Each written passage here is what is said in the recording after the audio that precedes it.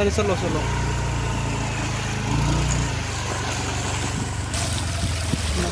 चलो चलो नाम जी चलो चलो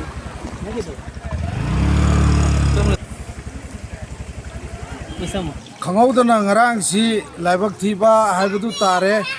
achauba ekhoi thawal turen si mafam ani ahum da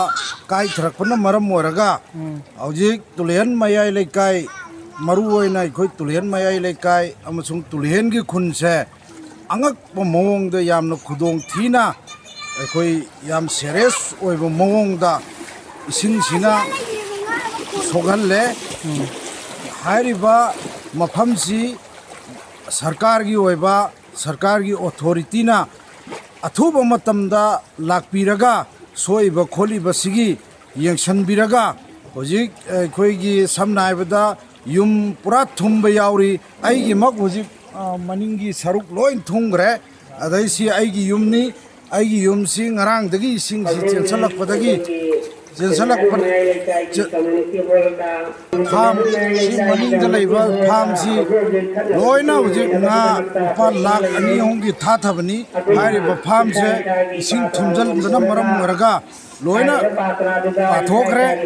Asit नतदना हौजिक Tulian मनुंग सिदा युम पुरा थुमबा यावरगा युम दलाइबा याददना हुजिक कम्युनिटी हॉल दा चेथोकनरगा गारी नोंगली सासन पुनमक अखोइगी कम्युनिटी हॉल दो हुजिक पुथोअगा लैरे आइगी सामकी युमसु लैरिबा फिबम से अदुम उबिरो यंगबिरो सिगी फिबम सिदनी हुजि आइना लैजरिसि अदुना यारगदि अथुबा मतमदा अखोइगी सरकार की साइड तगी मरी लैनबा अथॉरिटी थाबिरकलगा हारिबा सोइबा खोलिबा अदगी अवाबा तारिबा सिंगसे अथुबा मतमदा यंगसिनबिननबगी दमकता आई इसामक क्लब तुलियन क्लब मापन की एडुकेटेड क्लब की प्रेसिडेंट सु ओइबनी हारिबा ngarang dagi अखोइ याम कन्ना ना यूथ सिंग तौरगा नुपी अंगांग भो यावनु तौरगा यारगदि सिंग सि थिंगनना बाइनो होना मतमदा अदुगी थिंगबा ngambagi शक्ति दु लैरक्तबा मफम अमदा थिंगे अमदा काइबा अमदा थिंगे अमदा काइबा सुमाइना तौरगा ngarang si khangौदना नुमिदांग अखोइ सुंगतुम तुमनद्रे सिदा लैरिबा क्लब की ऑर्गेनाइजेशन नुपी अंगांग कनागुंबा भोबा तुंगबा खोटपा करी करी अमा भोबा लैत्रे ngarang si इसिंग सिना मरम मोरगा इसिंग न थुमजनखिबा युम अखोइगी लैबा यादबा सिंगदो लैबा चाबा थकपगिदि कमेंट तौरी हौजे चाबा थकपसी हुजिक कम्युनिटी हॉल दा अखोइगी क्लब की सरकार की साइड तगी दि हुजिक फोबा यौरक्त्री अदुगा क्लब की अखोइ मेंबर सिंग अदै educative ahal laman advisor haibasing sina अखोइगी तुलियन मयाई लेकाई कम्युनिटी हॉल सिदा लैफम चाफम इसिंग मैसिंग दरकार ओइरिबा खुदिंगमक्तु हुजुजुकी ओइनदी हारिबा कम्युनिटी हॉल सिदा अखोइगी क्लब सिंगना याम कन्ना थौदांग लौरगा यंगसिनजरी अदुबो क्लब ना यंगसिनबा हाइबसिदी मतेंग पांगबनी पांगन्ना पांगबनी सोइबा खोलिबा मांगिबा तारिबा पुनमक्से सरकार की साइड की मतेंग लाक्त्रगदी हारिबा तुलियन मयाई लेकाई हारिबा खुनसे यामना फिबम सोए फिबम ताद्रे अथुबा मतमदा सरकारना मियेंग चंगबिरगा हौजिक हौजिक रिलीफ कैम्प दा लैरिबा कम्युनिटी हॉल दा लैरिबा हारिबा सिंगसे चेंग चाक अदगी थुम थाव गैस लैतबा यावरे खंगौदना थोलकिबा प्रॉब्लम निना इमुंग मनुंगी मेंटेनेंस मैम अवाद अपा लैरिबा खुदिंगमक्से अथुबा मतमदा सरकार की नमियेंग चंगबिरगा मरी लैनबा अथॉरिटी थादबिरगा प्रजा की अवाबसे मसिदा मतेंग पांगबियु हाइबा वाफम खरा सि थमजरगा आई मतंग स्वाइदते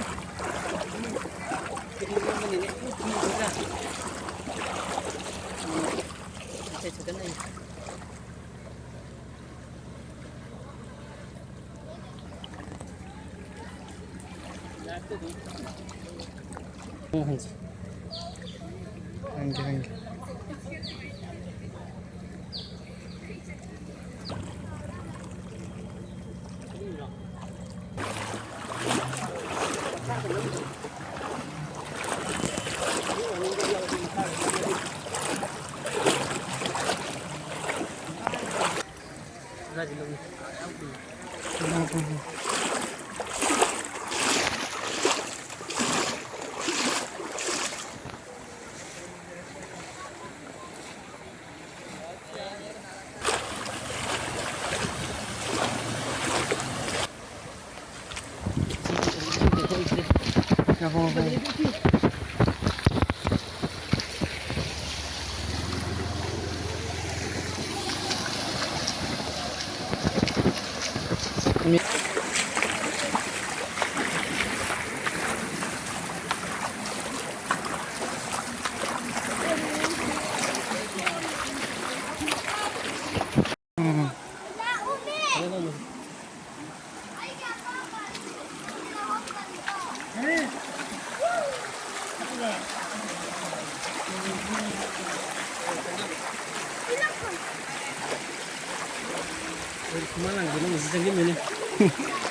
यारे यारे zoom के दो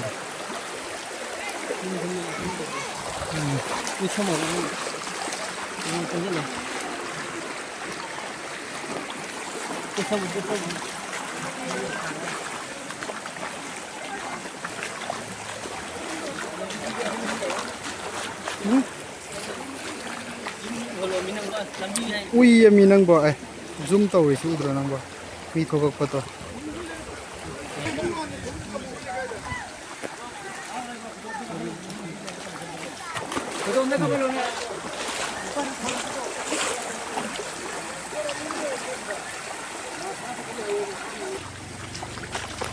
moina pa mi sidi ekta rong rong rong hai raga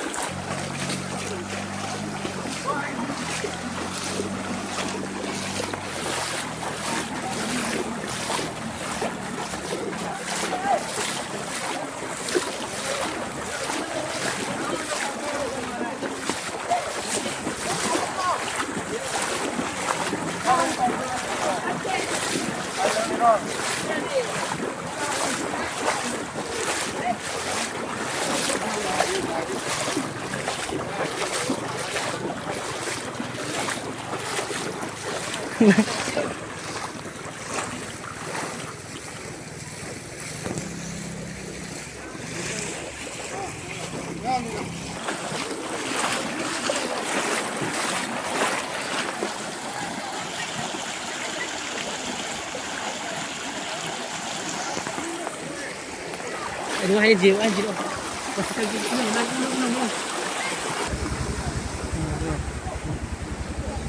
यारे यारे यारे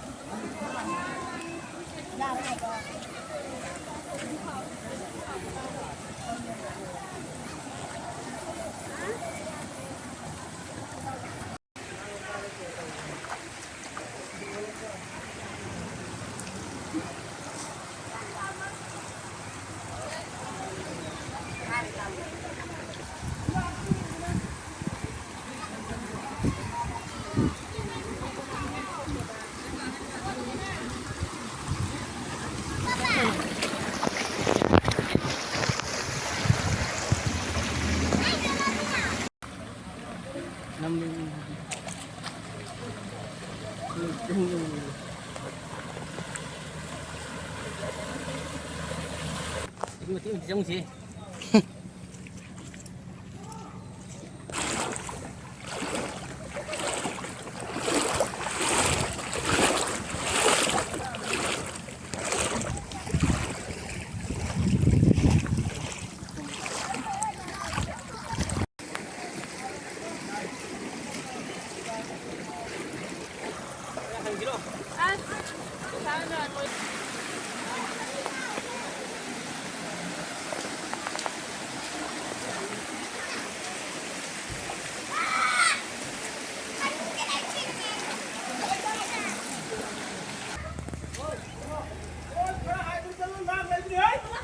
तुलहन अपुनबगी ओइना